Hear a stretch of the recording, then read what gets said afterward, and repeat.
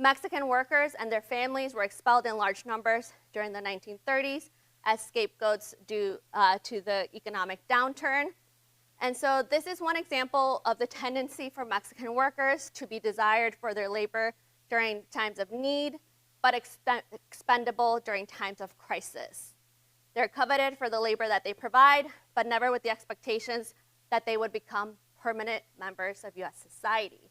And we will see a reversal of these sentiments during World War II when we talk about the Bracero labor program, which brought in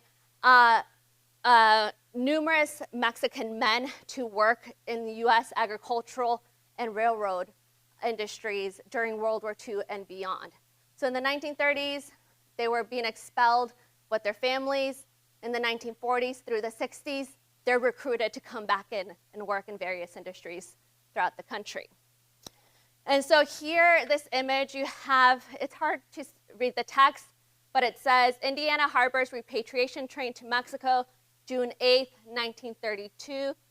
Image from Mexican American Harbor Lights by Señoras of Yesteryear, 1992. So you can see that it was a big crowd of individuals who were getting ready to board the trains and head to Mexico.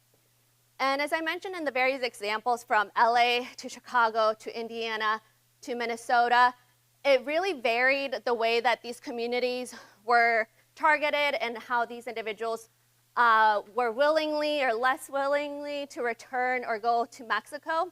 For example, earlier on in the beginning years of the Depression, there was more voluntary returns.